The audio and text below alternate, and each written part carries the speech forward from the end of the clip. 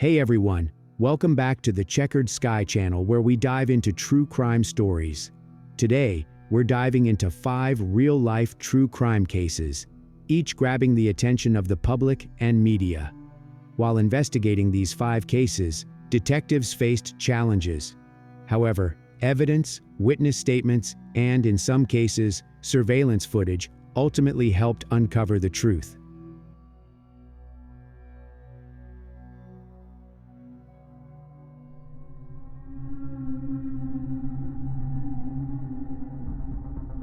Hey everyone, welcome back to Checkered Sky, the channel where we dive deep into the most chilling true crime cases.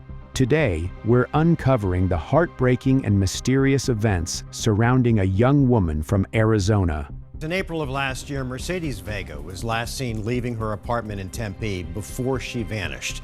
It all started on a typical evening in April 2023 in Tempe.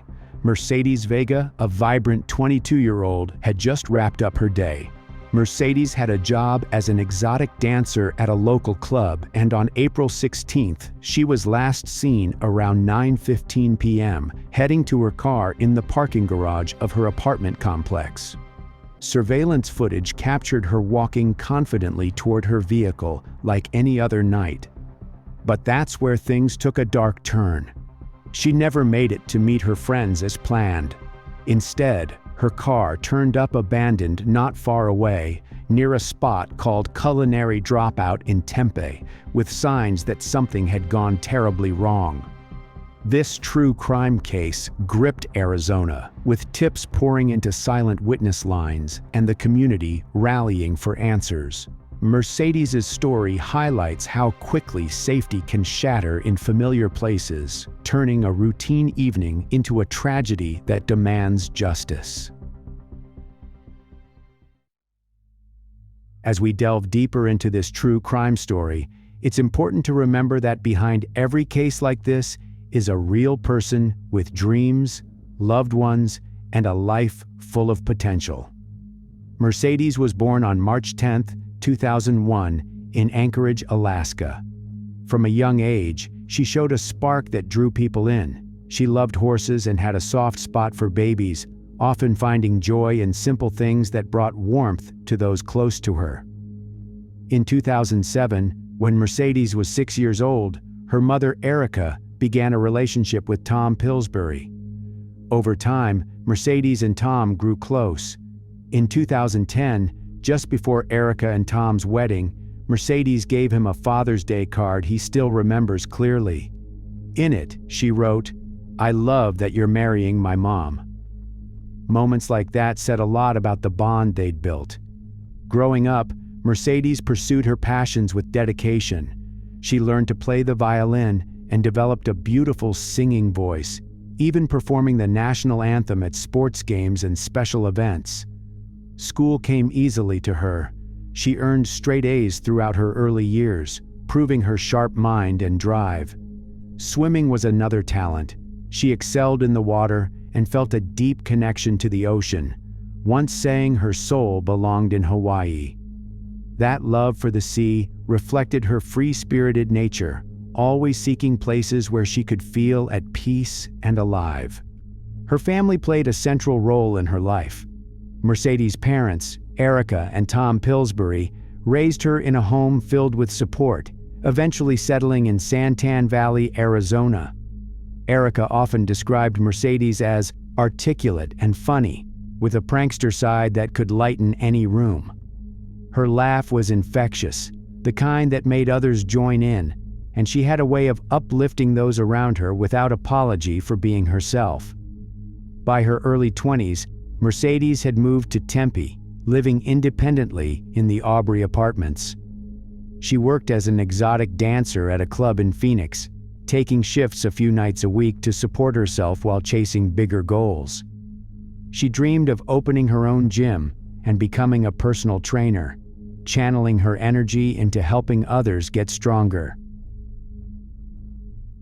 About 3 years before the events that changed everything, Mercedes faced a challenging incident in Phoenix. In October 2020, she was the victim of an armed robbery outside her apartment there, which left her shaken enough to relocate to Tempe for a fresh start. Police investigated, and she cooperated fully, even identifying a suspect in a lineup and providing a victim's impact statement. This experience highlighted her resilience. She didn't let it define her, but used it to move forward, focusing on her independence and aspirations. As we shift our focus from who Mercedes was to the events that shattered her world, let's zero in on that ordinary Sunday in April 2023 when her path took an irreversible detour. It was April 16th, a day that began like many others for the 22-year-old in Tempe. She had lined up plans to grab dinner with some friends, the kind of casual outing that dotted her social calendar amid her work shifts. But as the afternoon wore on, she reached out to them with a quick update. She needed to pivot and head to the club instead, where she performed as a dancer a few nights each week.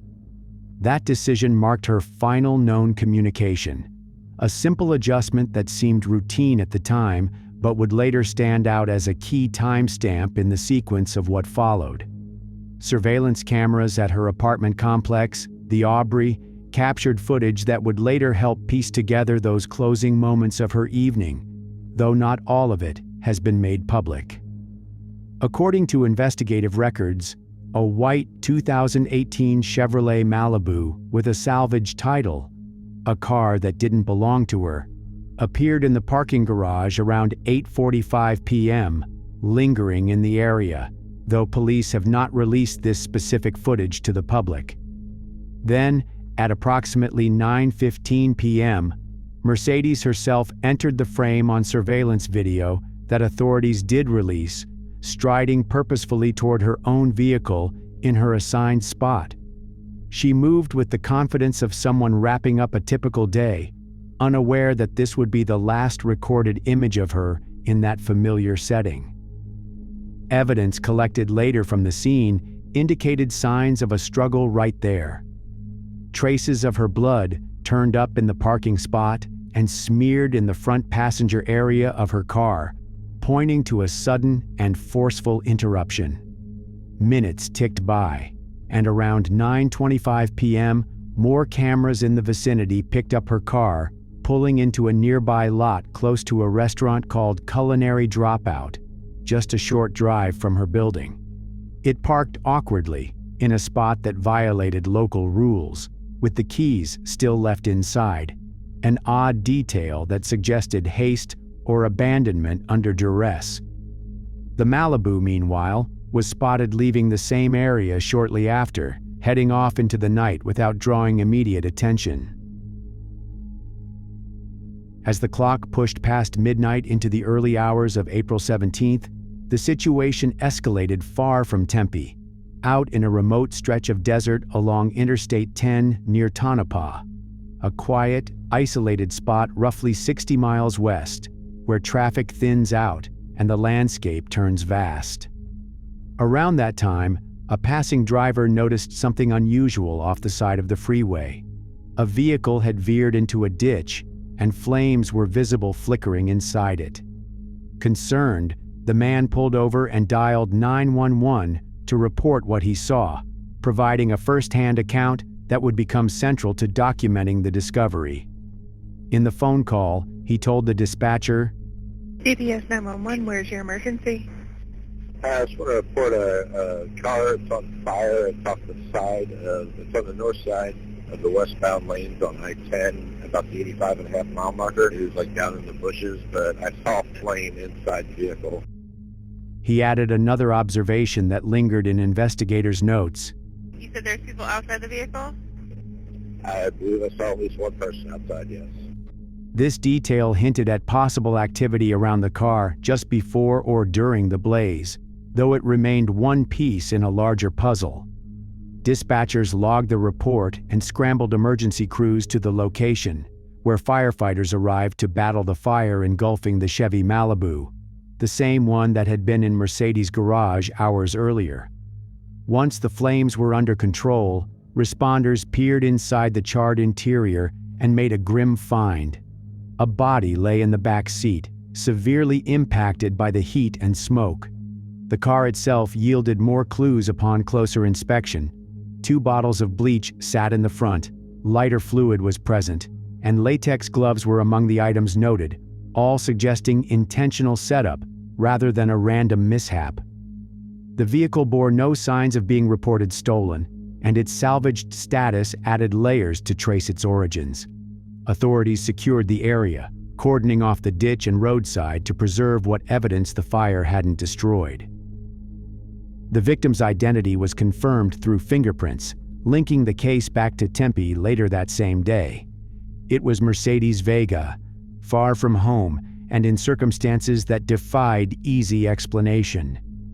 Detectives from the Maricopa County Sheriff's Office stepped in to coordinate, reviewing the 911 audio for any auditory hints and interviewing the caller to clarify his vantage point on the freeway. They mapped the timeline meticulously, from the garage footage showing the 2 cars departing together, to the abandoned vehicle near the restaurant with keys intact, and now this fiery endpoint in the desert. Each element raised fresh questions about how she ended up there and what transpired in those intervening hours. The discovery site itself painted a stark picture. The Malibu rested awkwardly in the ditch, its interior scorched, with the backseat area bearing the brunt of the damage. Responders documented the position of the body, noting how it had been placed rather than positioned as if from a crash. The bleach bottles, one partially used, sat up front, while the lighter fluid container nearby reinforced the notion of acceleration. No immediate witnesses beyond the 911 caller came forward with sightings of the car en route, but traffic cameras along Interstate 10 were pulled for review, hoping to catch glimpses of its journey westward. Forensic teams examined the Malibu at a secure lot, hoping to collect DNA and fingerprint samples amid the ash. The caller's description of seeing someone outside prompted searches of the surrounding brush for footprints or discarded items, though the arid terrain offered little in the way of clear tracks. Mercedes's phone records were subpoenaed to trace any final signals, and her car's interior was examined for additional traces beyond the bloodstains. That evening, around 7 p.m., Mercedes' parents, Erica and Tom Pillsbury, who had just returned home from a vacation in the Caribbean, heard a knock at their door. Police officers stood there, asking if Mercedes lived with them, and after repeated questions from Erica about whether she was okay, they delivered the devastating news that she was deceased. The family, caught completely off guard after their last phone conversation with her during the trip, shifted into heartbreak, with Erica recalling the moment as feeling like her soul was being ripped out. Rallying in their grief, they later shared details of her habits to help investigators narrow down what might have drawn her into harm's way that evening. With the timeline of that fateful night etched into the investigation, detectives from the Maricopa County Sheriff's Office faced a daunting task: unraveling how a young woman vanished from her secure apartment garage and ended up in a burned-out car roughly 60 miles from where she lived. The probe stretched on for months, then years, with hurdles that tested patience and resources.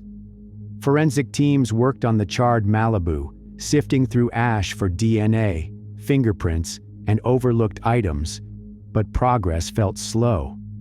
The autopsy report, completed by the Maricopa County Medical Examiner's Office, wasn't released until October 2023, 6 months after the discovery, revealing she had endured a gunshot to her arm, repeated blows to her head causing blunt force trauma, and chemical burns from bleach poured on her face and down her throat. Tragically, it showed she was still alive when the fire started, with the official cause listed as smoke inhalation and thermal injuries, ruling it a homicide. This delay in formal findings added to the frustration, as did the broader pace of the case, which saw limited public updates for over a year. Investigators turned to those closest to Mercedes, interviewing her family to map her routines and relationships. Her parents, Erica and Tom Pillsbury, provided insights into her daily life, emphasizing her independence and lack of known conflicts, though they couldn't ignore the shadow of an earlier ordeal in Phoenix. They sensed the inquiry lagged partly because of biases. Tom expressed in interviews that her part-time work as a dancer at a club a few nights a week seemed to delegitimize her in the eyes of MCSO, making it feel like, "My daughter doesn't matter to them." Sergeant Joaquin Enriquez countered that the unit treated all cases impartially, regardless of profession. Friends and colleagues at the club echoed her reliability, confirming her last-minute shift plan and noting no apparent enemies there. They mentioned her caution after past events, but nothing recent flagged danger. The investigation's core shifted to Mercedes's history, zeroing in on an armed robbery from October 12, 2020 that had left her shaken enough to relocate to Tempe. Around 5 a.m. that morning, outside her Phoenix apartment, a man approached her at gunpoint as she returned home, demanding her belongings and fleeing with cash and items. Phoenix police investigated, and Mercedes cooperated fully. She viewed a lineup and identified Cujo Young as the perpetrator, providing a victim's impact statement that detailed the trauma. Young, then facing charges of armed robbery with a deadly weapon, saw his case drag through 18 delays, often from attorney changes or plea negotiations. He reversed course on, rejecting, accepting, then rejecting deals. Mercedes was set to testify against him, with a trial date looming around mid-April 2023. Court records indicate she was scheduled for April 17th, the day her body was discovered, though some accounts place it the day before her disappearance. This timing raised eyebrows. Did the impending testimony play a role? As for Young during those critical hours in April 2023, when Mercedes Vega was abducted and killed, records show he wasn't directly at either scene. He remained out of custody amid delays in his ongoing robbery case, with no confirmed presence in either Tempe, where she was taken, or Tonopah, where her body was found. Random crime theories faded against the calculated setup. Family and friends stressed her post-2020 vigilance, prioritizing that connection. Erica voiced frustration in media, believing the motive tied to testimony prevention. As those investigative threads tightened, pulling in digital trails and forensic matches, the Maricopa County Sheriff's Office finally made their move, leading to arrests that brought long-awaited names into the open. The first breakthrough came on November 11, 2024, when authorities apprehended Sincere Patrick Hayes in Hamilton County, Tennessee. Hayes, then 22 and a Chattanooga resident, was already in custody there on unrelated charges when MCSO detectives linked him directly to the evidence. His fingerprint had matched one lifted from a bloody plastic grocery bag found in Mercedes's abandoned car, a detail that had sat unmatched in databases for over a year until his May 2024 arrest in Tennessee added his prints to the system. Extradited to Arizona later that month, Hayes faced an initial court appearance where he entered a not guilty plea, his demeanor steady as the judge set a $2 million cash-only bond. During questioning, he admitted knowing Cujo Young from their shared Chattanooga roots and confirmed traveling to Arizona for what he called business, though he wouldn't specify with whom or why. Hayes's background revealed a pattern of brushes with the law starting from age 18. His adult record began in May 2021 with an arrest in DeKalb County, Alabama, for receiving a stolen gun and drug possession, leading to an indictment in February 2022. That case was dismissed on April 10, 2023, just days before Mercedes's final night, after he failed to appear for arraignment, though the warrant was later recalled. By May 2024, Chattanooga police arrested him again after a shots-fired call, finding him with multiple weapons, one stolen. Released on $5,000 bond, he was picked up weeks later by Hamilton County Sheriff's Office for DUI, speeding, and illegal firearm possession. The net widened further in June 2025 when detectives arrested Jared DeMarcus Gray, 25, in Catoosa County, Georgia. Like Hayes, Gray hailed from Tennessee, and his fingerprint turned up on a plastic cup inside the burned Malibu where Mercedes' body was discovered. He awaited extradition to Arizona, held on unrelated matters while prosecutors pushed for a $2 million cash-only bond. In interviews, Gray acknowledged being in Arizona around the time for business, but denied knowing Hayes or Young, a claim contradicted by travel records showing he and Hayes flew together from Tennessee to Phoenix on March 3, 2023, and returned via Greyhound bus on April 18, the day after the fire. His criminal history lacked the depth of Hayes's, with no prior major convictions detailed in records, but the evidence tied him squarely to the scene through DNA and cell phone data mirroring the Malibu's path. Then, on July 24, 2025, a Maricopa County grand jury indicted Cudjoe Young, 29, also from Tennessee, who had been in custody on an unrelated warrant.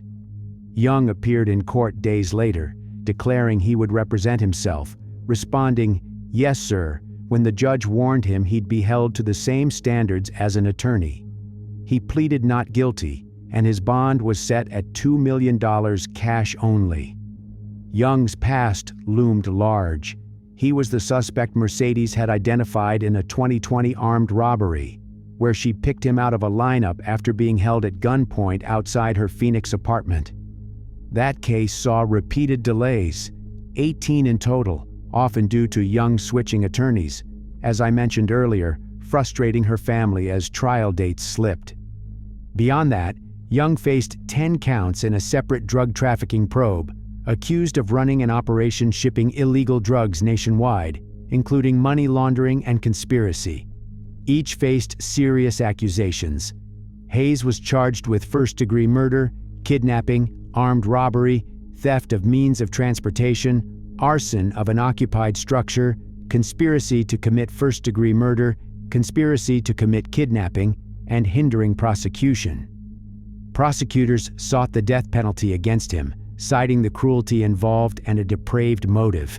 Gray's charges included first-degree murder, kidnapping, armed robbery, and theft. Young faced conspiracy to commit first-degree murder, conspiracy to commit kidnapping, first-degree murder, armed robbery, arson, and theft of transportation. The emerging motive centered on silencing a witness. Investigators believed Young orchestrated the plot to prevent Mercedes from testifying against him in the 2020 robbery case, where she was set to appear in court. Records showed he authorized the credit card used for Hayes's and Gray's flights, paid associates to retrieve the Malibu under a fake name, and even called someone to pick up a package near the burn site that night.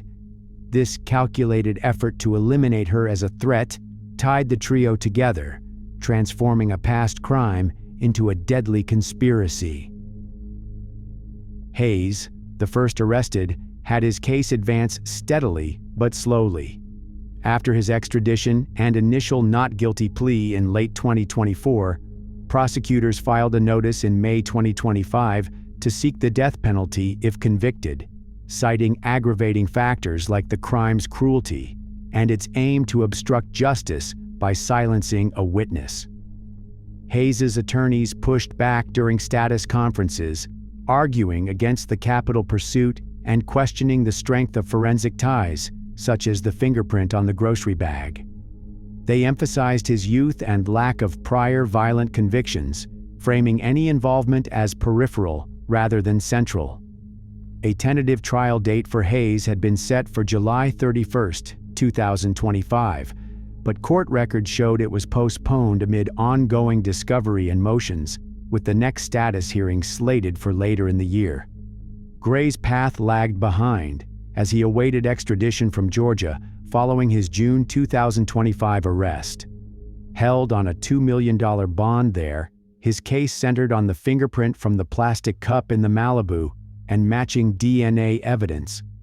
Defense filings from his Georgia hearings indicated plans to challenge the evidence chain, claiming potential contamination or misidentification, and they highlighted his minimal criminal history as evidence against a leading role. The state pushed for swift extradition, arguing the interconnected nature of the cases demanded unified proceedings in Maricopa County. Young's involvement added layers of complexity given his ties to the earlier robbery. Indicted on July 24, 2025, he faced the same core charges, with prosecutors asserting he masterminded the plot, using a credit card for flights and directing associates to acquire the Malibu under a false name. In his murder arraignment on August 1st, alongside Hayes, Young entered a not guilty plea, maintaining innocence and questioning the conspiracy links during brief statements. For Mercedes' family, the Erica and Tom Pillsbury, these steps offered bittersweet progress amid profound loss. They attended hearings faithfully, often speaking out about the system's shortcomings in protecting victims like their daughter, who had relocated after the robbery only to face escalation. Erica described the delays as agonizing, saying in interviews that the family felt on pins and needles waiting for accountability. The death penalty notice brought relief, with Tom noting it lifted a weight, affirming they weren't alone in the fight. Yet grief persisted. They scattered Mercedes' ashes in both Hawaii, her beloved spot, and Alaska, honoring the two places that meant the most to her. In the months that followed, the family channeled their energy into advocacy, determined to keep her story alive. They worked with Silent Witness and engaged with the media, seeking answers and justice. A GoFundMe page remains active to help cover costs and support their efforts. And if anyone watching feels the ability and desire to contribute, the family welcomes that support. Today, all three accused, Cudjoe Young, Sincere Hayes, and Jared Gray, remain in the grip of the court system, with indictments issued and not guilty pleas entered. Their cases are still under active judicial review, and the legal process continues to unfold. For everyone watching, this story isn't over. The pursuit of justice is ongoing, and the outcome remains to be seen. Thanks for joining me on Checkered Sky for this deep dive into a true crime story that hits close to home. Share your thoughts in the comments. What do you think the trials will reveal? Stay safe out there, and I'll see you in the next one.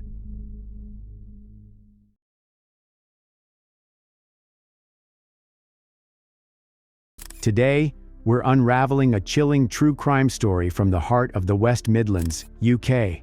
A case that shook a small community and left investigators scrambling for answers.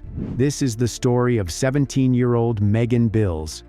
It was May 3, 2017, in Brierley Hill, a quiet town just outside Birmingham. The kind of place where neighbors know each other, where life moves at a steady, unremarkable pace. But that day, something unsettling broke the calm. At a hostel on Highgate Road, a place meant to help former offenders get back on their feet, residents started noticing something strange. A smell. Not just any smell, but something foul, persistent, creeping through the hallways. At first, people brushed it off. Maybe it was a plumbing issue or something left in the trash too long. But the odor grew stronger, impossible to ignore. One of the hostel staff decided enough was enough. They followed the smell to a specific room, a small bedsit tucked away in the building. The door was locked, the occupant nowhere to be found. But the stench was overwhelming, seeping from under the door. They called for backup, and when they finally got inside, what they found would haunt them forever. Behind that door, they found a body. The West Midlands police launched a full-scale investigation. Who was Megan? Why was she at this hostel, a place far from the typical hangouts of a teenager? Detectives started piecing together her final days. The hostel itself raised questions. It housed former offenders, people trying to rebuild their lives. Someone had gone to great lengths to conceal Megan's body, wrapping it carefully, hiding it in a wardrobe. But who? And why? Let's explore her story, her dreams, and the path that led her to that fateful day. Megan Bills, born Megan Smith, didn't have an easy start. At just 4 years old, she entered foster care, a system that can be tough for any child to navigate. But at 7, her life took a brighter turn. Dawn and Martin Bills, a loving couple from Stourbridge, welcomed her into their home. They already had a son, James, and in 2007, they formally adopted Megan, giving her their surname and a sense of belonging. Her parents later shared how those early years were filled with joy. Megan was a spark, always ready with a laugh or a song. She loved music, playing the flute in a local orchestra and singing in her church choir. Swimming was another passion. Her family had even planned a special trip to swim with dolphins for her 18th birthday, a milestone she'd never reach. Megan grew up in Stourbridge. She was a bright student, though her teenage years brought changes. By 16, Megan craved independence, like many teens do. She started pulling away from home, wanting to carve her own path. In 2014, she met Josh Edwards, a local boy, and their relationship became serious. By 2016, Megan moved in with Josh's family, a decision her adoptive parents supported, though it wasn't easy. Dawn and Martin stayed in touch, but Megan didn't have her own mobile phone, so communication was sporadic. They described this as a turbulent period, but they were hopeful. Megan was planning to return home in 2017, ready to reconnect with her family. After leaving school, she enrolled at Dudley College, where she completed a year-long hairdressing course in 2016. But her independence came with challenges. Living away from home, Megan was navigating a world where not everyone had her best interests at heart. Still, there's no record of her having any trouble with the law, no arrests, no run-ins with police. Her struggles were more personal, the kind many teens face, finding her place, balancing freedom with family ties. Now, let's take a closer look at the events of the day Megan's body was found and what repercussions it caused. It's early May 2017, and the hostel on Highgate Road is going about its usual routine. This isn't your typical boarding house. Run by a private firm, it's a supported living facility, home to former offenders trying to rebuild their lives after prison. The residents here keep to themselves mostly. Some are working on getting jobs, others just trying to stay out of trouble. The staff, a mix of managers and volunteers, keep the place running, checking rooms, handling maintenance, and making sure everyone follows the rules. But over the past few days, something's been off. A smell. Not the usual musty scent of an old building, but something sharp, heavy, impossible to ignore. It's lingering in the corridors, growing stronger by the day. By May 3rd, the odor is undeniable. Staff members start talking, trying to pinpoint where it's coming from. Is it a clogged drain? Spoiled food left in a room? They've dealt with messes before. Residents aren't always the tidiest. But this feels different. One volunteer, let's call her Sarah for privacy, notices it's strongest near one particular bedsit, a small room on the ground floor. The occupant isn't around, which isn't unusual. Residents come and go. Sarah jots it down in the logbook, mentioning it to the hostel manager during their morning meeting. Smells like this can't be ignored in a place housing vulnerable people. The next day, May 4th, the smell is worse. Sickening, almost suffocating. The manager gathers a small team, Sarah, another staff member, and a trusted resident who's been helping with maintenance. The occupant of the room still hasn't shown up, and the staff can't wait any longer. They knock, call out, but there's no answer. The door's locked, so they fetch a master key. As they turn the key, the stench hits them like a wall, so intense they cover their noses with their sleeves. Inside, the room looks ordinary at first. Bed unmade, a few clothes strewn about, a purple quilt draped over a wardrobe in the corner. But the smell is coming from that wardrobe, no question about it. Sarah steps closer, her stomach churning. She notices something odd. The wardrobe doors are tied shut with cloth, and layers of cling film are wrapped tightly around the entire piece of furniture, like someone was trying to seal it shut. Above it, A small fan is pointed toward an open window, humming quietly, as if to push the smell outside. The team exchanges glances. This isn't normal. The manager pulls the quilt away, revealing more cling film, and they start cutting through the plastic, their hands shaking. As they pry the doors open, something falls out. A human leg, so badly decomposed it barely looks human. At first, they think it's an animal. The decay is so severe. But then reality hits.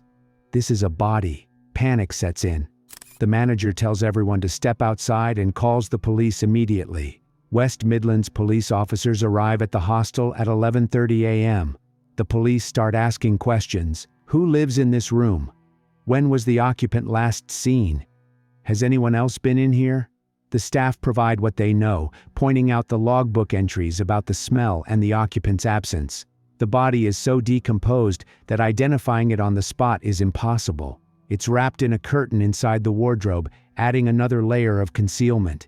The forensic team carefully removes it, noting the cling film and cloth used to bind the wardrobe shut. Detectives start piecing together a timeline. The smell had been noticed for days, maybe even a week, meaning the body could have been there for some time. They collect fingerprints from the cling film, swab for DNA, and bag items like the quilt and a torn shirt found nearby. The hostel's CCTV system becomes a focal point. Cameras cover the hallways, the garden, the entrances. Officers request footage from the past few weeks, hoping to track who came and went from that room. As the investigation kicks into high gear, the police learn more about the hostel's residents. The occupant of the room is someone who'd only been there a short time, but he's not around when the body is found.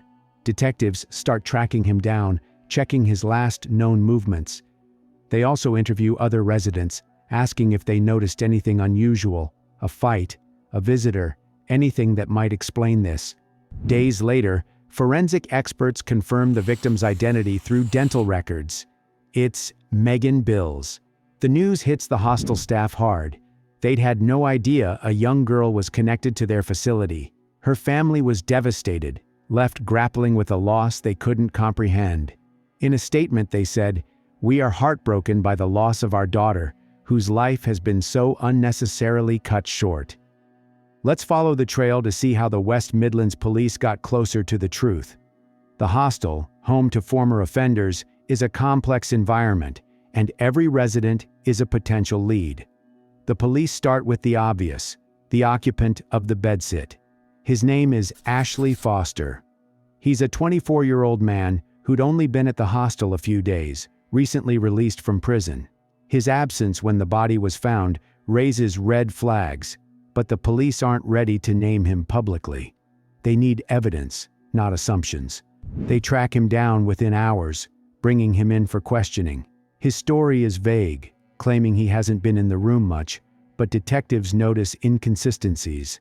They don't tip their hand yet. Instead, they widen the net, interviewing every resident and staff member at the hostel. Did anyone see Megan there before? Was there a fight, a strange visitor, anything out of the ordinary? The interviews paint a fragmented picture. One resident recalls seeing a young woman matching Megan's description around mid-April, possibly Easter weekend, chatting with someone in the hostel's garden. He didn't think much of it. People come and go. A staff member mentions overhearing an argument in the hallway around the same time, but it's unclear who was involved. These snippets are intriguing, but they're not enough. The police need something concrete, so they turn to the hostel's CCTV system, a network of cameras covering hallways, entrances, and the garden. The security footage is a goldmine. Detectives spend hours reviewing tapes from mid-April to early May, focusing on Easter Sunday, April 16th, the last day Megan was seen alive. One of the clips, taken at 11:52 a.m. on April 16th, shows Megan entering the hostel. 4 minutes later, Megan and Ashley Foster leave the hostel together. The CCTV doesn't stop there. Cameras in a nearby supermarket captured Megan and Foster together, laughing as they buy cans of soft drink and blue Rizla cigarette papers. It's a haunting glimpse of her final hours, She seems at ease, unaware of any danger. One clip, time-stamped around 2 p.m., shows Megan walking into the hostel with Foster. They're casual, almost friendly, heading toward his room. The footage is chilling. Megan, unaware of what's to come, steps through the door, and it closes behind her. The cameras never catch her leaving. 2 hours later, Ashley Foster leaves the hostel alone and quietly walks away. This timeline is critical. It places Megan in his room at the time she likely died, and his behavior afterward suggests he's hiding something. 25 hours later, Foster returned back. The footage shows him carrying several bags, one of which contains a quilt. On May 2nd, he's seen hanging a quilt on a washing line, spraying it with a cleaning fluid from a white bottle with a nozzle.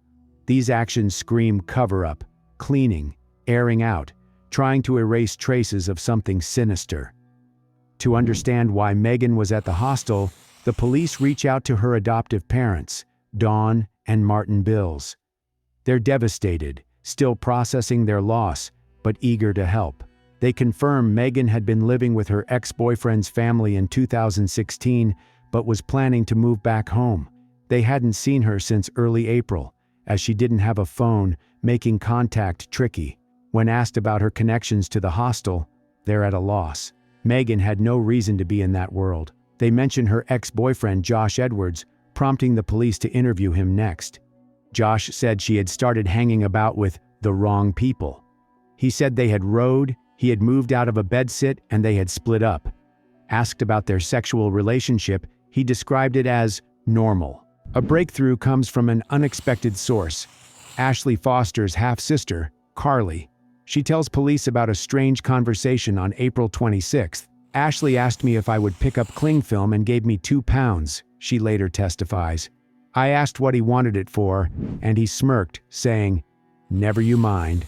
Carly thought he might be packing weed, but the timing, 10 days after Megan's last sighting, raises suspicions. The police seize on this, realizing the cling film matches what was used to seal the wardrobe. A letter he wrote later to Carly said he was sorry, and that he had made a mistake. It read, "I'm sorry, but I can't take what I have done. It was an accident, but that don't matter. It's the fact that I did it." It's cryptic but damning, suggesting he knows more than he's letting on. Detectives confront him with this in another interview, but he sticks to a vague story, claiming he barely knew Megan and wasn't in the room when anything happened. His calm demeanor cracks slightly, though, when shown the CCTV of him spraying the quilt. Forensic evidence starts to pile up. The cling film around the wardrobe yields partial fingerprints, some of which match Foster's fingerprints. DNA from the quilt and a shirt in the room is trickier. The body's decomposition complicates analysis. On June 21st, after weeks of gathering evidence, the police charge him with preventing a lawful burial, a holding charge while they build a stronger case. The charge is just the start. The police know there's more to uncover: why Megan was targeted, what happened in that room. They dig into the suspect's past, pulling phone records and internet history, hoping to find a motive. Witnesses like Carly are called back for follow-up interviews, and the CCTV is analyzed frame by frame. The investigation is meticulous, but it's not without challenges. The decomposition of Megan's body makes forensic evidence tricky, and some residents are reluctant to talk, wary of implicating themselves. Foster's initial statement is cagey.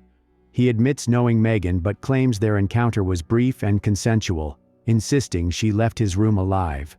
When pressed about the wardrobe, he says he had no idea her body was there, suggesting someone else must have used his room. But the detectives aren't buying it. His story doesn't match the footage or the forensic timeline. Who is Ashley Foster? Born in 1993, he grew up in the West Midlands, a working-class area where opportunities could be scarce. Details about his family are sparse, but court records mention his half-sister Carly, who played a key role in the investigation. Carly testified that Foster was living with their mother in Briarley Hill before moving to the hostel, suggesting a close family tie despite his troubled path. What is clear is his history with the law, a trail of offenses that painted him as a repeat offender. Foster's legal troubles began years before Megan's death. In 2013, at age 20, he was convicted of battery, a charge stemming from a physical altercation, though details are scarce. The following year, 2014, he faced a more serious charge: witness intimidation, a crime that suggests he tried to silence someone involved in a legal case. These convictions landed him in HMP Birmingham, a prison known for housing short-term inmates. By early 2017, Foster was in and out of custody, serving time for breaching probation conditions tied to his earlier offenses. His final release came on April 13, 2017, just 3 days before Megan entered his hostel room. The timing is chilling. Fresh out of prison, Foster was meant to be starting over at the supported living facility, but instead, he crossed paths with Megan. During the investigation, police uncovered a disturbing side to Foster: an obsession with violent and deviant media. Prosecutors later revealed he had searched for snuff films, graphic videos depicting real deaths. While Megan's body was still decomposing in his wardrobe, these searches weren't a one-off. They suggested a fascination with extreme content that alarmed investigators. While no direct evidence tied Foster to producing such films, the prosecution argued this fixation shaped his actions, turning a consensual encounter into something deadly. Detectives pressed him on this during interrogations, but Foster dodged, claiming his internet history was unrelated to Megan. By late June, the police had enough to escalate the charges. On July 5, 2017, Foster was formally charged with murder, alongside the earlier charge of preventing a lawful burial. The motive, according to prosecutors, was rooted in Foster's deviant sexual desires. They argued he strangled Megan during a sex game driven by his fantasies. The lack of clear forensic evidence on cause of death due to decomposition made the motive contentious, but the prosecution leaned heavily on Foster's actions to conceal the body as proof of intent. One of the most damning pieces of evidence came from Foster himself. In a letter to his half-sister Carly, written before his arrest, he admitted to a mistake and called it an accident. Detectives saw this as a partial confession, contradicting his claim of ignorance about the wardrobe. When confronted with the letter in interrogation, Foster downplayed it, saying he was referring to a personal issue, not Megan's death. But the jury would later see it differently, viewing it as a window into his guilt. Carly's role in the case was pivotal. Beyond her testimony about buying cling film for Foster, she described him as normal in the weeks after Megan's death, even celebrating his birthday with family. Her cooperation helped seal the case, though it likely strained family ties, as she was testifying against her own brother. It's January 8, 2018, and Wolverhampton Crown Court is packed. Ashley Foster, now 25, stands trial for the murder of Megan Bills, charged with strangling her in his hostel room on April 16, 2017, and preventing her lawful burial by hiding her body in a cling film-wrapped wardrobe. The prosecution, led by Crispin Aylett, aims to prove Foster's actions were deliberate and driven by dark desires, while the defense fights to paint a different picture. Megan's adoptive parents, Dawn and Martin Bills, sit in the public gallery, their faces etched with grief, hoping for answers to the question that haunts them: why their daughter? The prosecution's case is built on a mountain of evidence, meticulously gathered by West Midlands police. Aylett lays it out. CCTV footage showing Megan and Foster laughing in a supermarket hours before her death, then entering his room at 4 p.m. on Easter Sunday, never to be seen alive again. The cling film with Foster's fingerprints, the quilt he sprayed with cleaning fluid, the fan he used to mask the smell, all point to a calculated cover-up. Aylett reveals Foster's chilling internet searches for snuff films while Megan's body decomposed, arguing they reflect a perverted sexual desire that drove him to strangle her. A letter Foster wrote to Carly, admitting a mistake and calling it an accident, is presented as a partial confession. "It was an accident, but that don't matter," he wrote. Aylett argues this shows Foster knew Megan was dead and chose to hide her rather than seek help. The prosecution also highlights Foster's behavior post-crime, celebrating his birthday, eating a roast dinner with family, acting his normal self, while Megan's body rotted. This callousness, Aylett says, proves his intent to kill or cause serious harm. Foster's defense team takes a different tack, admitting he hid Megan's body but denying murder. They argue the death was a tragic accident during consensual sex, claiming Megan asked to be choked, a request Foster says he fulfilled without intent to kill. The defense leans on the lack of clear forensic evidence pinpointing the cause of death, as decomposition made the post-mortem inconclusive.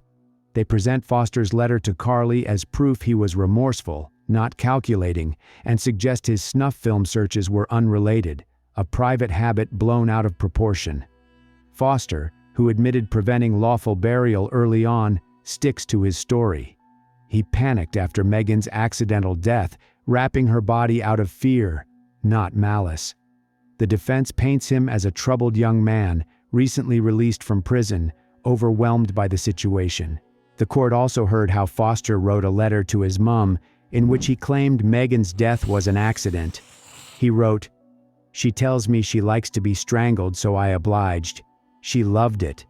But then, as I released her, her eyes closed. I thought she would be gone. I panicked, I put her in the wardrobe. I panicked, I put her in the wardrobe like they do in the movies." After 7 days of testimony, the jury of 6 men and 6 women deliberates for just 6 hours, a remarkably short time for a murder trial. On January 17, 2018, they return with a unanimous verdict: guilty of murder. Judge Burbage sentences Foster to life in prison with a minimum term of 26 years before he can be considered for parole, calling his conduct after the killing beyond belief. The trial's impact on Megan's family is profound. Dawn and Martin, who adopted Megan at age 7, had dreamed of celebrating her 18th birthday and 10 years since her adoption in 2017. Instead, they faced the horror of her death and the trial's graphic details. In a statement released through police, they said, "To have lost Megan is hard enough, but to try and understand the impact, when coupled with the facts that her body was concealed until it had rotted beyond recognition, is clearly painful beyond words and demonstrates an evil cruelty beyond any decent comprehension." The latest updates on the case, as of 2025, confirm Foster remains in prison, serving his life sentence. No appeals or new developments have been reported since his 2018 conviction, and the case is considered closed by West Midlands Police. This case is a stark reminder of how quickly trust can turn to betrayal, how a single moment can shatter lives forever. Megan Bills deserved to grow into the woman she was becoming, and her family deserved to see her dreams come true. Thank you for joining us on this journey through one of the West Midlands' most heartbreaking cases. If this story moved you, hit that subscribe button, ring the bell, and share this video with others who need to hear Megan's story. Share your thoughts in the comments. Until next time, stay safe, stay curious, and keep seeking the truth. Thank you for watching.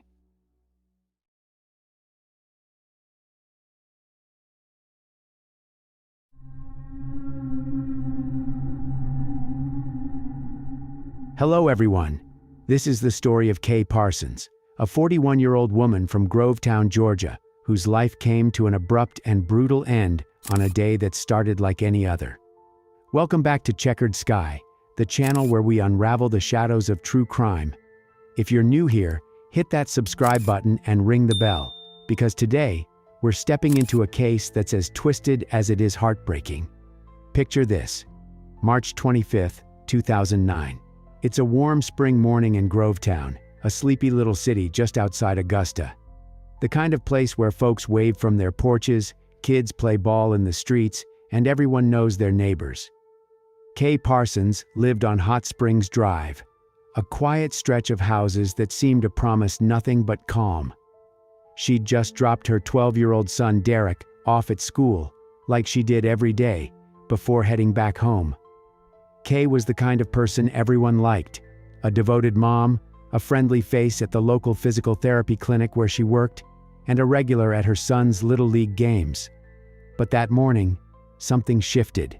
Something dark crept into that peaceful routine.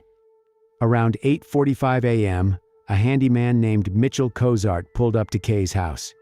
He was there to do some routine work, nothing out of the ordinary. But when he knocked on the front door, no one answered. Strange, right? Kay was supposed to be home. So, he wandered around to the back, and then he saw it.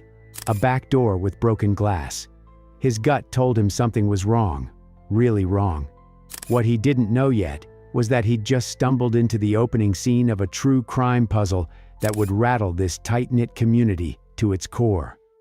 When the Columbia County Sheriff's deputies arrived, they stepped into a house that looked like it had been turned upside down. Drawers yanked open, a mattress flipped, chaos everywhere. And then, in the garage, they found her. Kay Parsons, lying on the cold concrete floor, barely clinging to life.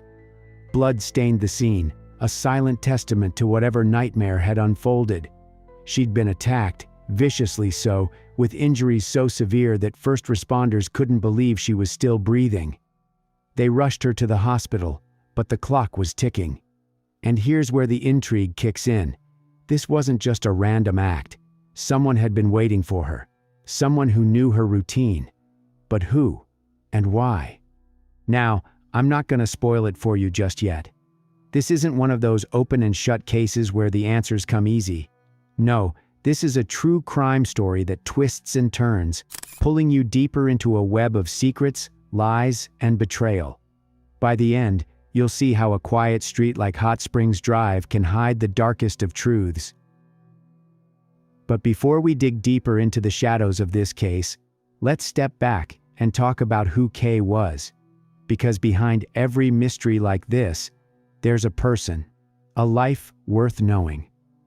Laverne Kay Parsons was born in February 1968 in Pennsylvania. She met David, her high school sweetheart, back in those Laurel Highlands days. They were that classic couple, young love that stuck. After tying the knot, they built a life together, and in time, welcomed their son, Derek, into the fold. By 2005, David's work as a contractor, he'd been in the military before that, brought them south to Grovetown, Georgia, settling into that house on Hot Springs Drive. Kay found her rhythm in Grovetown fast. She wasn't the type to sit still. At 41, she was juggling a job at a local physical therapy clinic, Healing Hands, where she helped people get back on their feet, literally. Colleagues said she had this quiet strength, a way of making patients feel cared for without making a big fuss about it. But if you really wanted to see Kay shine, you'd find her at Derek's Little League games. That's where she was in her element, cheering from the bleachers, organizing snacks for the team, just being the mom every kid wishes they had. Derek, 12 years old in 2009, was her pride and joy, and she and David poured everything into raising him right. That was Kay, fearless, full of life, the kind of person who made every moment count. And in Grovetown, she'd built a second family of sorts with her neighbors, especially the Sears next door. Tennis matches, cookouts, their boys playing ball together. It was the suburban dream. But here's the thing about true crime stories. Sometimes the brightest lives cast the darkest shadows. Kay's world, her family, her routines, her friendships, was about to collide with something she couldn't have seen coming. March 25th, 2009. It's just before 9 a.m. on Hot Springs Drive. The sun's climbing, casting long shadows across lawns still damp with dew. Most folks are already off to work or school, leaving the street hushed, except for the occasional hum of a car or the clatter of a toolbox. That's where Mitchell Cozart comes in. Mitchell's a handyman, a guy who's been around Grovetown long enough to know the rhythms of these streets. He's got a job lined up at 229 Hot Springs Drive, Kay Parsons' place. Nothing big, just some routine maintenance, the kind of gig he's done 100 times. He pulls up in his truck, toolbox rattling in the back, expecting an easy morning. Maybe Kay's got coffee on, he thinks. She's always been friendly like that. Mitchell hops out, adjusts his cap, and strolls up to the front door. He knocks. Once, twice. No answer. He waits, shifting his weight, listening for footsteps or the muffled sound of a TV. Nothing. The house feels oddly still, like it's holding its breath. He glances at his watch, 8:45 a.m. Kay knew he was coming, right?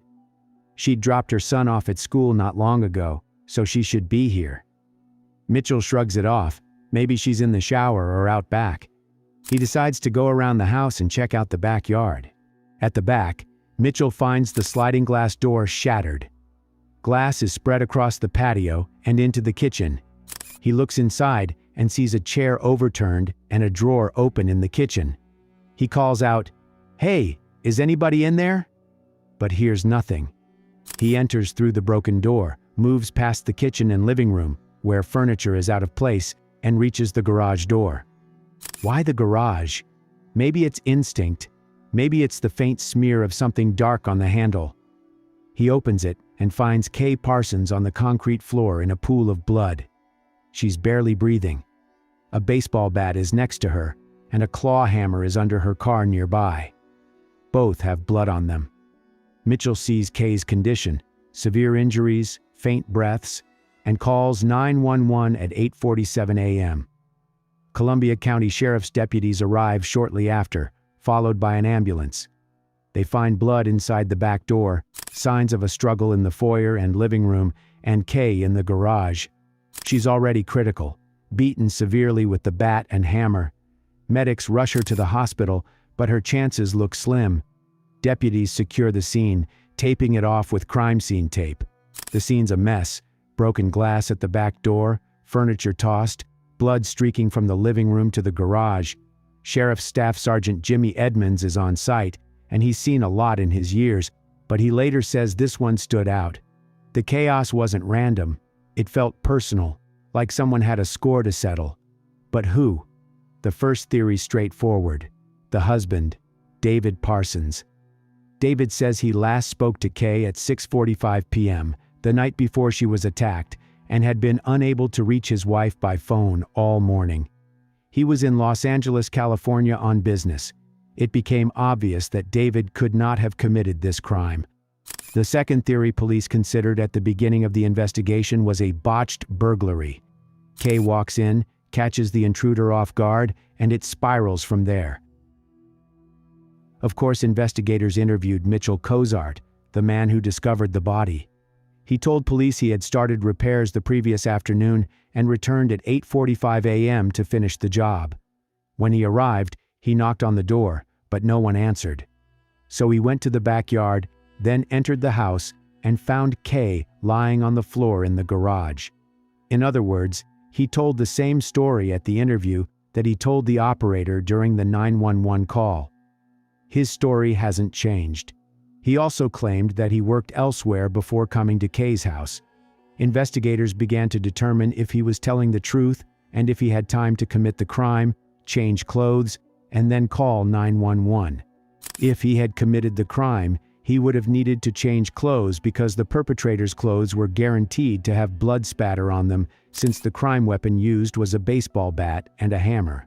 But that's not all. Mitchell Cozart says while he was waiting for police to arrive, a young man, Kay's neighbor, told him someone had broken into his house too. The young man has been identified as 22-year-old Michael Bowers. So, now, investigators think they have a second home that was broken into, as well as blood on the jamb of the back door. And that blood turns out to be Kay's blood. While the police are questioning Michael, his mother, Rebecca "Becky" Sears, and her younger son Christopher show up. She's a tall, blonde 41-year-old, known around town as a doting mom to her 5 boys and a co-worker of Kay's at Healing Hands Physical Therapy. Becky was worried about her friend Kay. Trying to figure out how Michael could be involved, they explored the relationship between the two houses. From the minute David and Kay went to live next door to Becky and her husband, they became instant friends. They did everything together. Their sons played together. They were inseparable. Becky tells the police about the last time she saw Kay. Becky and Kay were true friends and knew each other's routines like clockwork. Becky said she had left that morning to take her children to school. She told police that she saw Kay backing out of her driveway. She claimed she drove to the daycare center, dropped off her youngest child there, and then drove to the school where she dropped off her other children and then left there and went to work. Becky says she returned home just as she received a call from her son Michael informing her that someone had broken into their home. Deputies head over, and sure enough, it's trashed. Drawers open, cushions flipped. They jot it down. 2 houses, same morning, same MO. Coincidence? Maybe. So, the sheriff's office splits their focus. Team 1's combing Kay's place for prints, fibers, anything to ID this supposed burglar. Team 2's at Becky's, cataloging the mess. Here's where it gets interesting. At Kay's, they've got a clear entry point, that smashed back door. At Becky's, though, no broken windows, no jimmied locks. The front door's fine, the back's intact. They ask her, "What's missing?" She hesitates, shrugs, can't name a single thing. Deputies exchange looks. A stage job, maybe? It's too early to draw that conclusion. Meanwhile, they're knocking on doors up and down Hot Springs Drive. Neighbors are rattled. Mrs. Johnson across the street saw Kay leave to drop Derek at school around 8 a.m., but nothing funky after that. Mr. Carter, 2 houses down, says it was quiet all morning. No strange cars, no shady figures. Michael's story seems suspicious to investigators. He discovered that someone had broken into their house, but instead of calling the police, he called his mother. The detectives decided to question him and brought him to the police station. Michael had a troubled past. He had been arrested several times. He said that he left the house that morning, went to a friend's house and stayed there for quite a while until his mother left, and then he walked home. Detectives speculated that he was at Kay's house that morning. The back door was shattered, with small shards of glass everywhere. So investigators asked Michael to show them the soles of his shoes. When they looked at the sole of his shoe, they saw a tiny shard of glass stuck there. They bagged it up and sent it to the lab for experts to try to figure out if it was a shard from Kay's broken door. Michael tells the police that his friend Anthony can vouch for him. Anthony has also been in trouble with the law. The police call Anthony in for questioning, and he confirms that Michael was at his house the morning of the crime and left at 8:30 a.m. Since Michael leaves Anthony's house at 8:30 a.m., he has 15 minutes to walk the mile to Kay's house and attack her before Mitchell Cozart arrives at 8:45 a.m. He simply doesn't have enough time to do all that. The likelihood that Michael had committed the crime was minimal, but nevertheless the investigators were in no hurry to eliminate him from the list of suspects. But then, March 27th rolls around and the investigation flips. Kay's gone. She didn't make it, passing from her injuries at the hospital. This is a homicide now, and the stakes skyrocket. Here's the kicker. That afternoon, March 27th, Becky's at her job in Augusta when shots ring out. She stumbles into the office, leg bleeding, says some guy demanded cash and plugged her. Richmond County deputies respond, but it's fishy. No witnesses, no shell casings, just her word. According to Becky, someone came out of the bushes and she heard what she thought was a gunshot and fell down. The perpetrator said he wanted money, or next time he would shoot her in the face. Becky said she didn't know who the man was. She had never seen him before. Becky was convinced that the attack on her was connected to the break-ins and Kay's murder. Whoever killed Kay for whatever reason had a motive to kill her. That's not a coincidence. But something about Becky's story strikes the detectives as odd. You'd have to be a pretty bad shot to hit a shin or a foot at close range. That same day, a bombshell drops. An inmate at the county jail, Jerry Jacobs, Becky's own brother, reaches out. He's locked up on unrelated charges, but he's got dirt. Deputies sit him down, and he spills. Becky's been tangled up with David Parsons for months, a full-on affair. Let me remind you that David Parsons is Kay's husband. Becky asked Jerry, point blank, if he knew anyone who'd take Kay out and make it look accidental. Jerry said no, backed off. But now, He's connecting dots. He lived with Becky at her house for a while. He eventually moved in with his nephew Christopher Bowers. Jerry told police that his sister confided in him and told him that she and David Parsons, Kay's husband, were having an affair, and that Kay had found out about the affair. Now investigators are beginning to realize that this may have been a murder based on a love triangle. But was Kay's husband involved? Becky wanted Kay out of the way. She wanted her dead so she could have David. Why did he tell the police about his sister? Jerry said he watched the news and heard about what happened at Kay's house. According to him, he would not have been able to live peacefully if he had not told the police about it. Detectives show Jerry photos from the scene in hopes that he can shed some light on further events. He recognizes the hammer that Becky had. This suggests that this was definitely a premeditated attack. The police felt that if Becky was involved, she must have had help. Jerry believed that Becky could have been helped by her son Christopher. Becky bought him motorcycles. She rented him a house. She bought him a truck. She didn't do any of those things for Michael. So it was a completely different relationship between them. Christopher knew how upset she was about David and how much she wanted to be with David, and she knew Christopher would do anything for her. They haul David in for a formal chat. He cracks fast, admits the affair started last summer. Becky came on strong, flirty over tennis games, and he bit. Kay found out about it, and they were going to work it out. According to David, he told Kay that it was over between him and Becky. He had broken up with her. David claimed that he and Kay were going to move to another neighborhood. The detectives sensed that David was not telling them something and began to press him. He then confessed and said that he and Becky had actually talked on the phone the night before the murder. He called her late at night, and they just talked a little bit about what was going on. And then, according to him, they got carried away, and the conversation got intimate. They shared their explicit fantasies with each other. Thus, he pretty much made it clear that their affair with Becky was not over. Detectives knew he was 2,000 miles away when his wife Kay was murdered. He couldn't have done it. But it's not impossible that he was involved. The only people who could answer that question were Becky and Christopher. David's not off the hook yet, but Jerry's tip shifts the lens to Becky. Deputies circle back to her neighbors. The Sears and Parsons families were thick. Barbecues, Little League, you name it.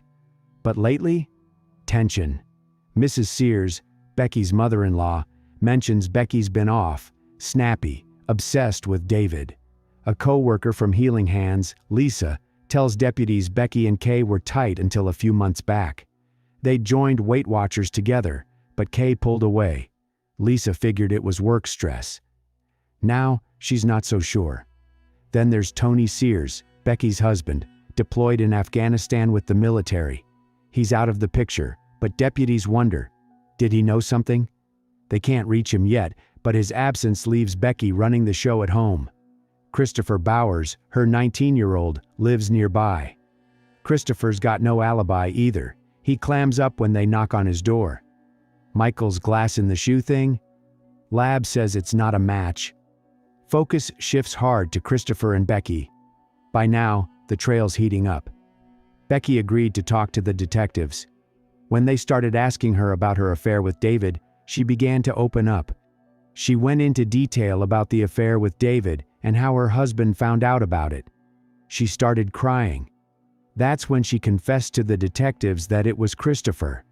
She told him she loved David, but she didn't order him to kill anyone. She continued to tell Christopher that she wanted to be with David and instilled in him the idea that something had to be done. Becky played the victim. Then she made a bizarre confession. On the day of the murder, she said, she picked Christopher up at 4 a.m. She could not answer why she picked him up at 4 a.m. and brought him to her house. Detectives asked her if she knew what Christopher was going to do, and she said, yes, but I didn't think he would be able to carry it out. She said that a little later Christopher called her and said, come and get me. She drove over there and picked up Christopher. He was covered in blood. She asked him, what did you do? He replied that everything was taken care of. They then got a call from Michael informing them of the break-in, and they drove back to the house. Michael's return home was a mere coincidence. Ultimately, detectives concluded that he was uninvolved. Becky also talked about the shooting that resulted in her being shot in the leg. It was actually planned in advance, and it was Christopher who shot her. The plan was for Christopher to just fire the gun next to her so her friend could hear it. She said he wasn't actually supposed to hurt her. They wanted to confuse the police. Detectives now believe that while Christopher committed the crime, Becky was the mastermind behind it. Becky Sears and Christopher Bowers were charged with murder. They faced the same charge because they were both equally involved in the crime. Christopher Bowers isn't some hardened thug. Born in 1990, he's a local kid, raised mostly by Becky after her first marriage fizzled. He's the second of her 5 sons. Michael's the oldest at 22, then Christopher, followed by 3 younger brothers with her current husband, Tony Sears, who's still deployed overseas. Neighbors called him a mama's boy, always trailing Becky, running errands, fixing stuff around the house. He graduated high school, but didn't chase college or a steady gig. Instead, he drifted, picking up odd jobs, living close to home. No rap sheet, no big scandals, just a kid who stuck to his mom's orbit. The charges hit hard. Christopher's slapped with malice murder, George's top-tier homicide count, plus felony murder, aggravated assault, and possession of a weapon during a crime. That baseball bat and claw hammer from Kay's garage? They're the weapons, and his prints are on them. The evidence piles up fast. Blood on his shoes matches Kay's, and a witness, someone from his circle, finally talks, saying Christopher bragged about handling something big for his mom days after March 25th. Deputies lean on him in interrogation. He's silent at first, staring at the table, but the walls close in.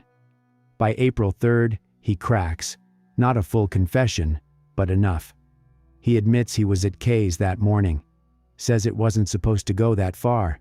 It's not about Christopher hating Kay. They were neighbors, practically family. It's about Becky. The affair with David Parsons wasn't just a fling. It was an obsession. Kay was the obstacle. That morning, he slipped into Kay's house after she got back from dropping Derek at school, armed with tools from home. When she got home, he attacked her. It's May 11th, 2012, over 3 years since that brutal day in March 2009. Columbia County Superior Court in Evans, Georgia, is packed. Becky Sears and Christopher Bowers are in the dock, facing a trial that could have ended with death penalty needles if it went the distance. Right as the hearing kicks off, both Becky and Christopher stand up and plead guilty. No long trial, no jury showdown, just a straight shot to sentencing. Judge Cheryl Jolly doesn't blink. She hands down the hammer. Life in prison without parole for malice murder, another life sentence for armed robbery, plus 20 years for burglary. All consecutive. Becky and Christopher are locked in for good. No appeals, no parole board hearings, just concrete and bars till the end. Why the plea? Prosecutors say it's a win. Spares the families a grueling trial, locks in justice fast. David Parsons, now a widower, walks away a free man. No charges, just the weight of his choices. He's raising Derek, their son, who's 15 by 2012, trying to piece together a life without Kay. Derek's growing up without his mom's bleacher cheers, and David's left with whispers of, what if? What if he'd never crossed that line with Becky?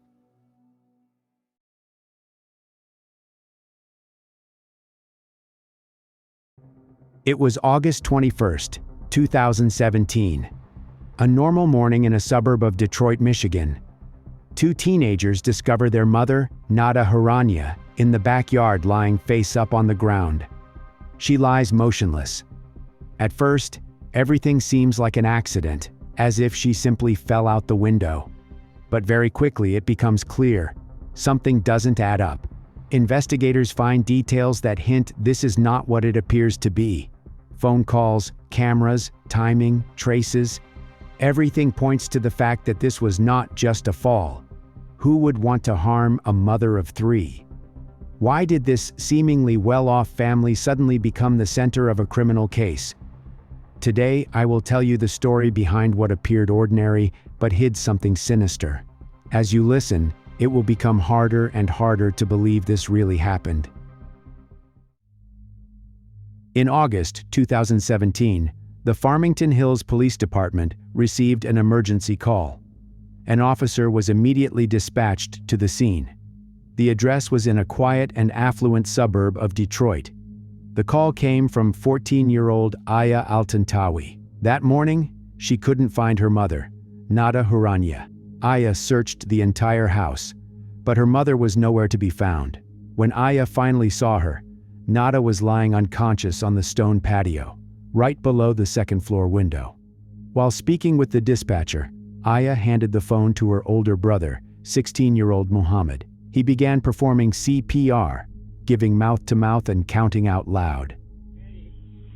9, 10, 11, 1, 2, 3, 4, 1, 2, 3, 4. You have to take up the pace. Okay, 2, 3, 4, 1, 2, 3, 4. So what happened to your mom there? Looks like she fell off the building. How did she fall?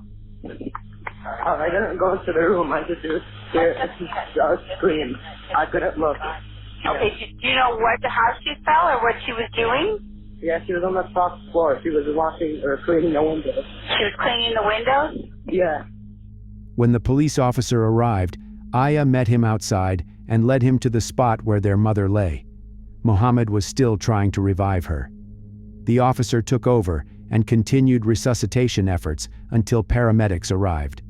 But when the medics got there, it was already too late. There was no pulse. Nada was pronounced dead at the scene. Her body was taken by the Oakland County Medical Examiner's office, and the cause of death remained unclear at that time. The two older children told police that their 12-year-old sister had also been home that morning. She was still asleep and hadn't heard anything. According to Aya and Muhammad, no one else had entered the house during the night or early morning. Aya explained that her mother usually drove her to school around that time, but that morning, everything was different. Aya said she was supposed to be at school by 6:40 a.m., but when it came time for them to usually leave the house, her mother was nowhere to be seen. So Aya tried calling her, but Nada's phone stayed silent. She didn't answer calls or messages. The police asked the teenagers when they last saw their mother. Aya said she had seen her the previous evening, around 7 or 8 p.m. Muhammad added that earlier that morning, he heard their mother moving around in her room, and then everything went quiet. Aya told them she kept calling her mom as she was getting late for school. When there was still no answer, she started searching the house. Room by room. Nothing. On the second floor, in the guest bedroom the family called the makeup room, Aya noticed something strange. The window was open. A small stepladder stood nearby, along with a bucket of water and a bottle of Telex cleaner. But her mother wasn't there. Aya walked up to the window and looked outside. What she saw shocked her. Seeing her mother, she immediately called for her brother. The teenager's father, Basil Altantawi, was living separately at the time. He and Nada were in the middle of a divorce. Police asked the children to contact him and have him come to the house. When Basil arrived, he was told that his wife was dead. He was devastated. Unable to stand, he fell to his knees. While the family tried to process what had happened, investigators began examining the yard and the house. Nada was found lying on her back, a strange position for someone who had fallen from a window. There was no blood around her, which immediately raised suspicions. A fall from that height should have caused more visible injuries. Inside the room from which Nada had supposedly fallen, things also seemed unusual. The bucket of water stood neatly by the wall. Not a single drop spilled. The stepladder was still in place, and on its top step sat a bottle of cleaning solution. On the windowsill, detectives noticed a small piece of adhesive tape, and it wasn't clear why it was there. But that wasn't the only odd detail. The outer surface of the window was covered with streaks of dried cleaner, Tilex, a product not meant for washing glass. In the courtyard, next to the body, officers found a towel with a strong chemical odor. It was collected as evidence. Detectives found no signs of forced entry or anyone else being inside the house. During the search of the house, investigators noticed several security cameras installed outside. One of them was positioned toward the side yard, right near the area where Nada's body was found. The guest bedroom window, the one she supposedly fell from, wasn't directly in view of the camera, but the light coming from that window cast shadows on the opposite wall, and that allowed detectives to notice something strange. On the footage recorded at 5:53 a.m., the light in the guest bedroom turns on. A silhouette appears in the window, and the window opens. A few seconds later, the footage seems to show someone lifting Nada from the floor and pulling her toward the window. Then her body is pushed out through the open window. After that, the shadow pauses briefly, as if looking down, before moving around the room again. For detectives, these images left no doubt. This was not an accident. It was a crime. When the autopsy was completed, that theory was officially confirmed. The cause of Nada Huranya's death was strangulation, and someone had staged the scene to look like a fall. By the time she was pushed out of the window, she was already dead. Nada was a woman almost everyone in the neighborhood knew. A 35-year-old mother of 3, she worked as a personal trainer at a fitness club. Nada loved sports and an active lifestyle. Neighbors often saw her jogging early in the morning, and her clients remembered her as energetic, kind, and always supportive. She lived for her children. Aya recalled that her mother always made sure they got up for school on time, ate properly, and didn't get lazy. Everything in their house ran on schedule, yet there was always laughter. But behind that energy and joy, there were worries. Nada was in the middle of a divorce from her husband, Dr. Basil Altantawi. Their relationship had long been tense. They had been married for nearly 20 years, since they wed in Syria in 1999. Now, Nada had decided to start a new life, one that was freer, more independent, and where she made her own choices. 2 days before her death, Nada was scheduled to appear in court for a divorce hearing. She had filed for divorce after an incident on Valentine's Day in 2016 when she claimed her husband pushed her down a flight of stairs. Basil denied the accusation, but ultimately pled guilty to domestic violence. He was sentenced to probation, required to wear an ankle monitor, and ordered to stay away from his wife for 2 years. At the same time, his career was collapsing. In 2016, he was charged with Medicaid fraud, accused of submitting false medical billing claims while working as an internist. He eventually paid nearly $280,000 in fines. After that, Basil lost both his medical license and his income. In the divorce filings, he claimed he could no longer afford to pay alimony or support what he called Nada's extravagant lifestyle. He also complained that she had Americanized their children and led them away from their Syrian and Muslim traditions. It's no surprise that after her death, investigators quickly turned their attention to him, but the cameras showed no sign of anyone entering or leaving the house that night. Inside were only Nada and her 3 children. And Basil had an alibi. His ankle monitor tracked his movements. He hadn't been near the house until police asked him to come. Trying to figure out what really happened, investigators once again turned to the home's security camera footage. One of the cameras recorded Aya handing the phone to her brother so he could begin CPR. The girl was running back and forth between the patio and the driveway, guiding the police officer first and then the paramedics. The footage also showed Muhammad. He was leaning over his mother, but according to investigators, his movements looked strange. It seemed like the teenager was only pretending to perform CPR. His hands barely touched Nada's chest. Police later compared that footage to the timing of the 911 call. It turned out that during the call, Muhammad paused several times, even though his voice on the recording made it sound like he was still counting and actively trying to save his mother's life. In reality, he sat beside her body for long stretches, doing nothing. It looked like a performance for the 911 operator, as if he wanted to make it seem he was fighting to save his mom.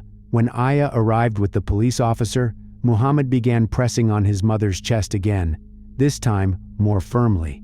The officer noticed that when he first saw the teenager, Muhammad was holding his phone in his right hand and only lightly tapping his mother's chest with his left, as if pretending to perform CPR. After learning all this, investigators launched a deeper investigation. The initial search of the house on August 21st was only a quick inspection, but later the police returned with a warrant.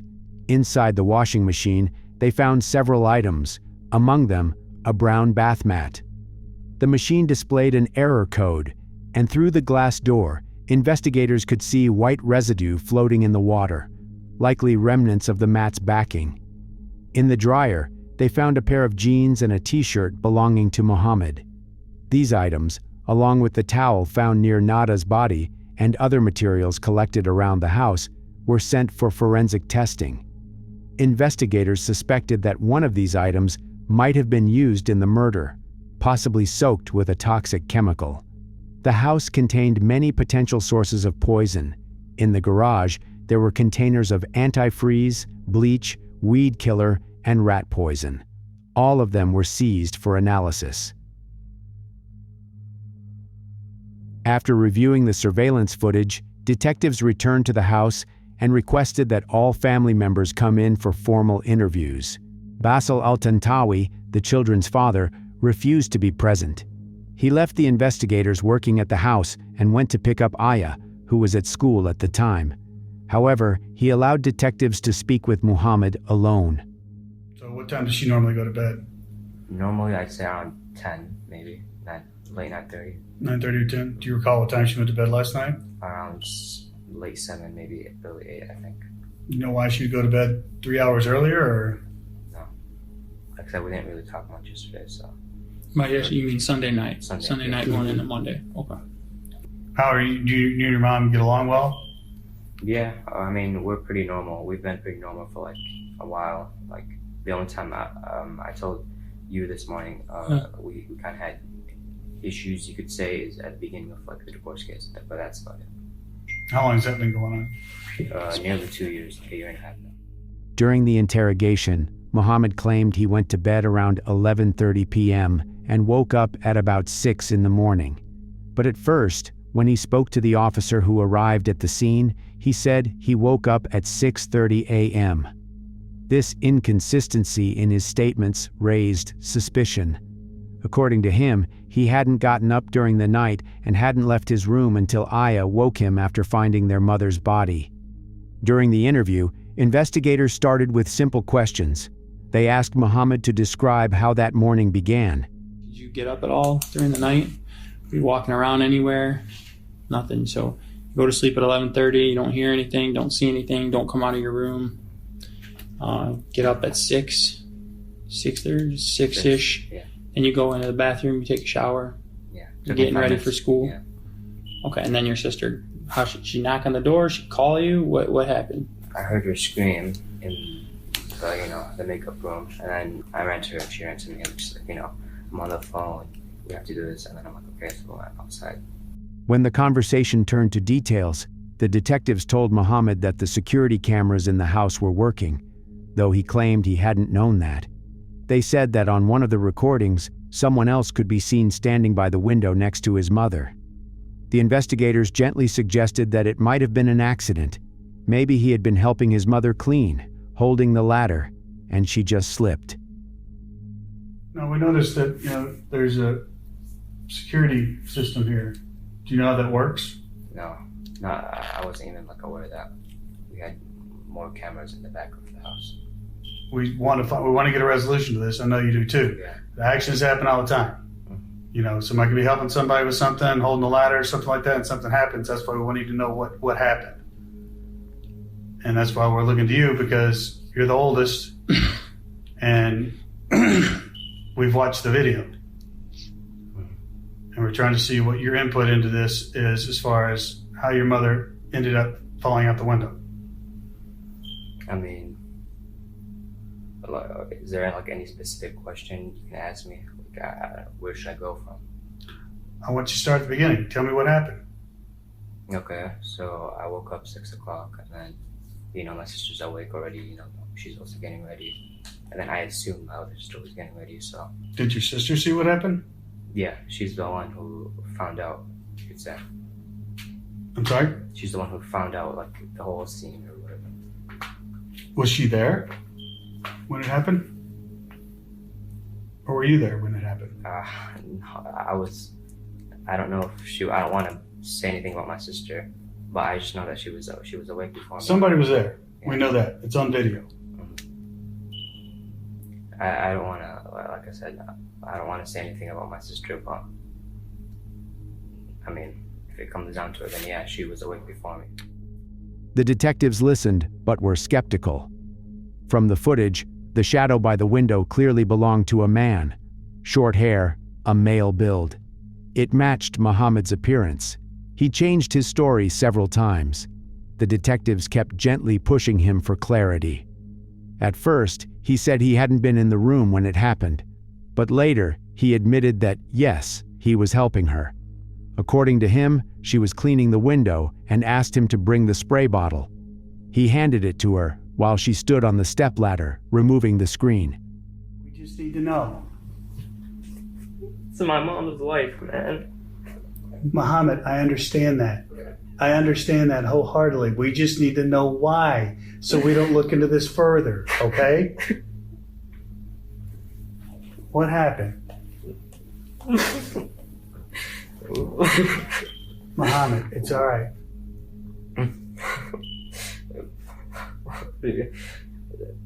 Okay, so when I woke up, like I told you, she was going upstairs to clean the window and stuff like that.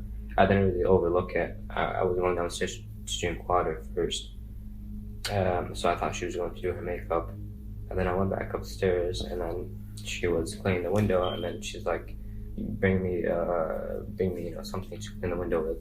So I brought her the spray bottle, and then she already had a ladder in there, or the stool or whatever it's called. She was taking the window, the thing off, screen off, and then before I left the room, she was getting up on the window. She told me to just be there so I could help her with the ladder, hold on it because it was shaking a little bit. So I came over. She tried to. I don't know. Just tell us. You've gone this far, bud.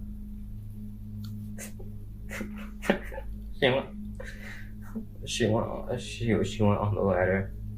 She sprayed it already, and then she tried to lean over. I was standing there, holding the ladder, just looking around. Not really. I mean, I'm holding it. I don't think I'm supposed to look at it the whole time. And then she leans over and she trips, and then something got stuck on. I don't know what it was. So I went over like that, and then that's when she fell, and I didn't know what to do. So I just went to take a shower because I thought I was dreaming or whatever. I wanted something else to happen. About 40 minutes into the interview, Basil Al-Tantawi returned to the house. He quickly interrupted the questioning and insisted that his son not answer any more questions without a lawyer present. When detectives obtained Muhammad's phone records, one number immediately caught their attention. On the day his mother died, he had called it more than 50 times, starting at 4:27 a.m. and continuing late into the evening. In his contacts, that number was saved under the name Love. 8 of those calls were made before 5 in the morning, about an hour before the cameras captured Nada falling from the window. Investigators reviewed his call history from previous months and found nothing similar. There hadn't been a single other day with that many attempts to reach someone. Most of the calls lasted only a few seconds or went unanswered altogether. One in particular stood out to detectives: an incoming call to Muhammad's phone at 5:55 a.m., the exact minute when, according to the surveillance footage, his mother fell from the window. After obtaining a search warrant and seizing the teenager's iPhone, investigators discovered who was behind the name Love. It was his father, Basil Al-Tantawi. The two had been exchanging messages for months. In their chats, Muhammad sent his father photos, videos, and audio recordings taken inside the house. Among the files were recordings of Nada's conversations, including those with her divorce attorney. What shocked investigators most was how father and son labeled their contacts. In Muhammad's phone, Basil was saved as Love, while his mother's contact name was Dog. One of the screenshots found on the phone was dated a month before the tragedy. It showed a message from Nada to her son, saying she knew about her husband's illegal activities, information that could send him to prison. She wrote that she had kept quiet, fearing that the information might be used against her. That screenshot was immediately forwarded to Basil. From his response, it became clear that Muhammad had taken his mother's words as a threat, not only to his father, but to their whole family. 3 weeks later, Basil received another photo from his son, a picture of the second-floor window, the same one Nada would later fall from. According to investigators, the image looked like a rehearsal. Someone seemed to be figuring out how to remove the window screen.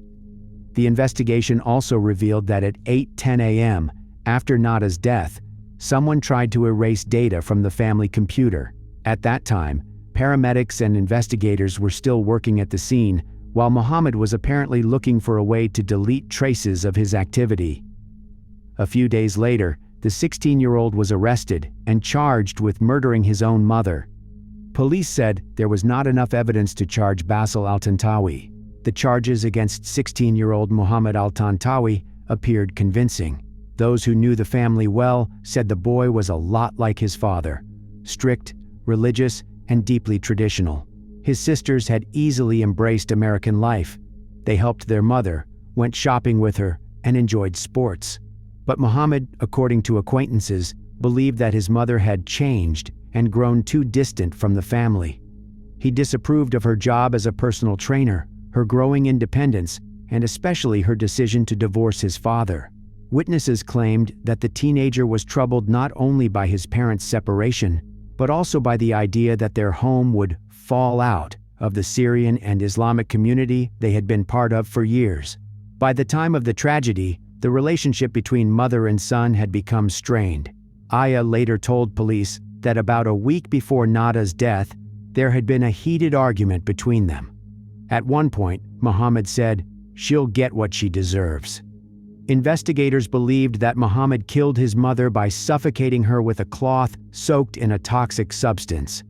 However, police were never able to determine exactly what the chemical was or where Muhammad had obtained it. The court proceedings dragged on for years due to appeals and the pandemic.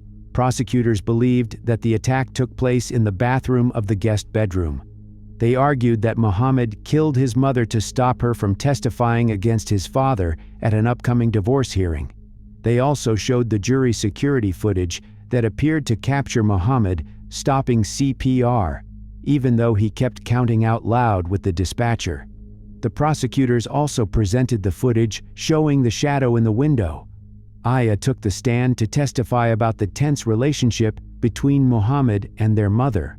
When the divorce case started, he was very against it because he had kind of saw it as my mother was trying to take my father's money, my father's house, destroy our family, rip our family apart, she told the court. The defense, however, challenged the prosecution's version of events. Attorneys argued that police had failed to investigate other possible suspects. For example, Nada's male friend and co-worker from the fitness center who had previously been to the family's home and, according to the defense, had once entered the house without the children knowing. The defense also focused on procedural violations during the interrogation. Muhammad gave a confession before being read his rights. By law, a minor can only be questioned after being informed of the right to remain silent and after being provided with legal counsel. The attorneys claimed that the boy merely repeated the story detectives had suggested to him, allegedly under pressure and without fully understanding what was happening. Despite these arguments, the trial lasted just over a week. The jury deliberated for about 2 hours before finding Muhammad guilty. He was sentenced to 35 to 60 years in prison. His father escaped punishment. Aya later said that, in her view, both her brother and her father were responsible for their mother's death, and she cut both of them out of her life.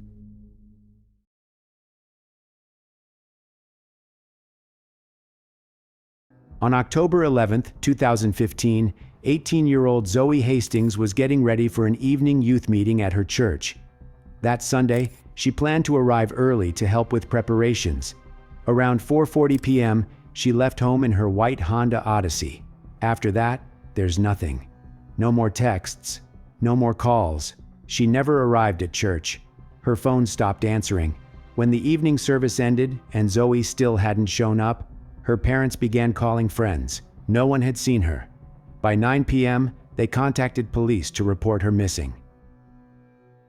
Her first stop was supposed to be quick. A Walgreens at the intersection of Garland Road and Peavy Road, where she needed to return a DVD to a Redbox kiosk. Police later reviewed surveillance footage showing her arriving in her white Honda Odyssey, getting out of the vehicle, and returning the DVD. The video was never released to the public, but according to authorities, it showed that when Zoe returned to her van, a man approached her. He stopped her from closing the door, told her to move to the passenger seat, and then got behind the wheel himself. A few seconds later, the van pulled away, but not toward the church. It was an abduction. By 5 p.m., Zoe's phone activity stopped completely. No calls, no messages, no GPS signal. When she didn't arrive at church, people assumed she might have been delayed. But by early evening, worry began to grow. By 9 p.m., her parents reported her missing. Officers canvassed the Walgreens lot that night, searching for any sign of struggle, but found nothing obvious. No broken glass, no dropped belongings. The only clue they had was the video and the eyewitness descriptions. The descriptions were consistent. A black male, late 20s to mid-30s, medium height, short beard or stubble, afro-style hair. Police would later confirm that those accounts aligned with what the security footage suggested. Through the night, volunteers and family members searched the streets near White Rock Lake. They posted flyers, called hospitals, drove every route she might have taken. But Zoe's van, and Zoe herself, were gone. Then, at 8 a.m. the next morning, everything changed. A man walking his dog along Dixon Branch Creek, less than 2 miles from the Walgreens, spotted a white van crashed against a concrete culvert at the bottom of a ravine. When police arrived, they confirmed it was Zoe's Honda Odyssey. The front end of the van was damaged, but investigators immediately knew it wasn't a normal accident. There were no skid marks, no attempt to brake. The van looked as if it had simply been rolled down into the creek. A few feet away, in the shallow water, officers found Zoe's body. It was clear she had been the victim of violence. The area was quickly sealed off with yellow tape. Detectives, crime scene technicians, and reporters gathered along the embankment. What had begun as a missing person search had now become a homicide investigation. Before that October evening, Zoe Hastings lived what most would call a peaceful, purpose-filled life. 18 years old, the oldest of 5 children, she had just graduated from Booker T. Washington High School for the Performing and Visual Arts, one of Dallas's most respected magnet schools. Zoe wasn't the type to seek attention. She preferred to listen rather than talk, to create rather than compete. Friends remembered her as the calm one, the kind of person who made you feel steadier just by being near her. Faith was an essential part of who she was. Zoe was an active member of the Church of Jesus Christ of Latter-day Saints, where she volunteered regularly. She helped with youth programs, art activities for children, and community service events. Her family said she often left short Bible verses written on sticky notes around the house, reminders to stay kind, patient, and grounded. Her plans were simple, but full of hope. She wanted to go to college, continue her art, and stay involved in service work through her church. Those who knew her said she was deeply kind, but also careful, thoughtful. She didn't take unnecessary risks. In the days leading up to her disappearance, Zoe spent time with her family, helped her younger siblings with homework, and met friends for coffee. On Saturday night, she watched a movie with her brothers, the same DVD she returned to Redbox the next day. Nothing in her life hinted at danger. No enemies, no romantic drama, no reason to fear for her safety. When neighbors were later interviewed by reporters, almost everyone began their sentence the same way.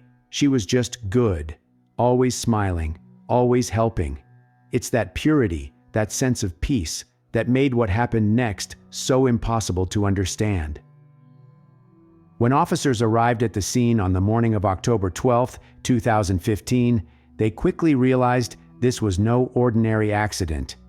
The white Honda Odyssey, belonging to Zoe Hastings, sat angled in the creek bed off Dixon Branch, its front bumper damaged. The van's position, pressed against the culvert with no skid marks nearby, told investigators that the vehicle hadn't crashed by mistake. Inside, officers found Zoe's personal belongings, her purse, phone charger, and other items that made it clear nothing had been stolen. Her body was found a few feet away from the driver's side door in shallow water. From the start, the case was treated as a homicide. Crime scene technicians combed through the van for trace evidence, fingerprints, fibers, and biological material.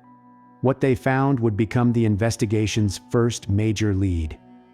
On the driver's side door handle, technicians collected a sample containing male DNA.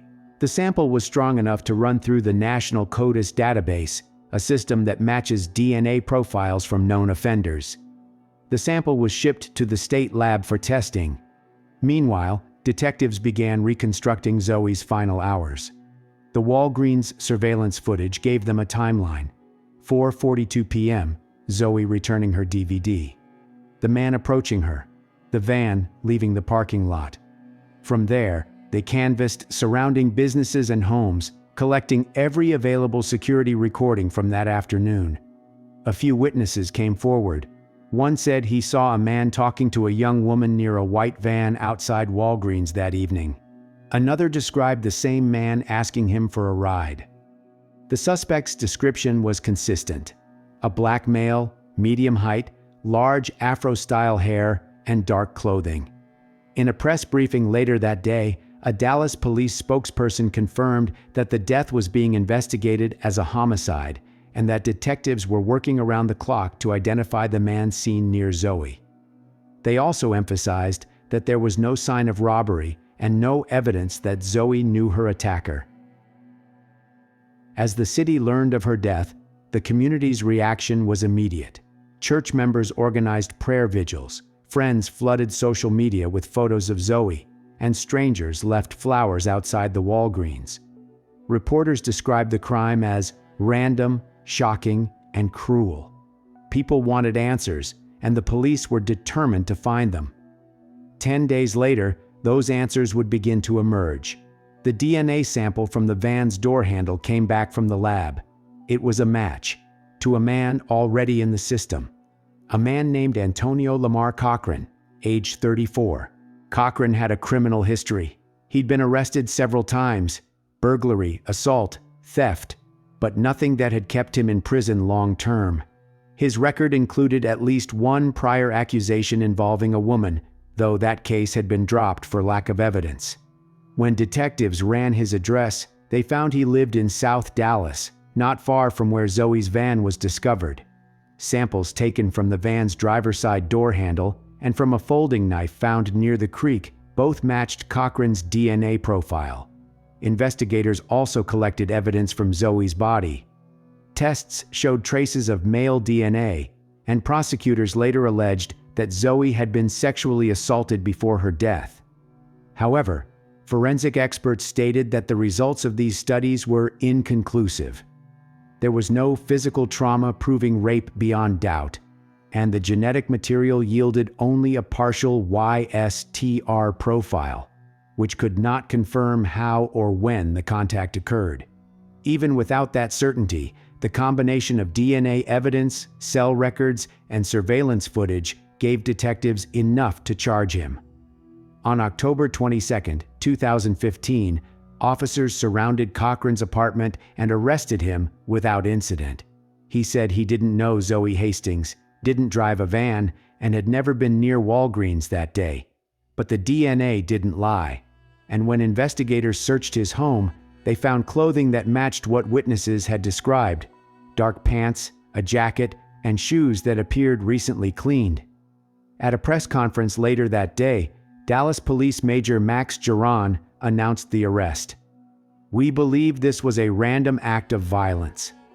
There's no indication the victim knew the suspect. Those words, "random act of violence," hit the community hard. It meant anyone could have been in Zoe's place. The Hastings family released a short statement thanking police and the public for their support. They didn't speak of anger, only of loss. Meanwhile, prosecutors charged Cochran with capital murder, citing evidence of both sexual assault and kidnapping. Under Texas law, that made him eligible for the death penalty. For the Hastings family, the news brought mixed emotions. There was relief. Someone had finally been charged. But there was also fear of what a long trial might bring. The trial was scheduled for early 2018.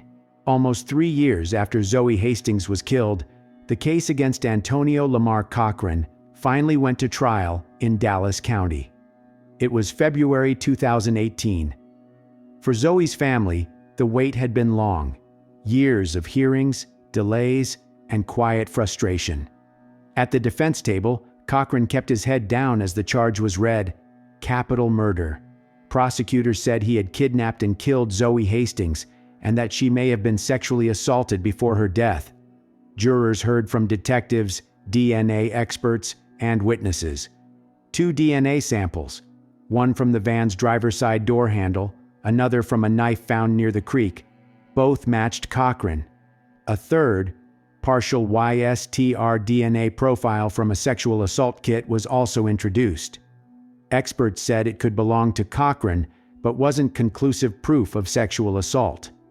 Cell phone records placed him near the Walgreens the night Zoe disappeared, and later near where the van was found. A witness testified that a man matching Cochran's description approached him that night, asking for a ride, just minutes before Zoe arrived. Piece by piece, the prosecution tied the evidence together. Witness Lester Clark says he saw Zoe Hastings getting in her van and saw a man abruptly approach and put his hand in the door to stop it from closing. They were talking. Cochran's attorneys didn't deny the DNA match. They argued it didn't prove when or how contact happened. They said the DNA could have transferred by touch or through the environment.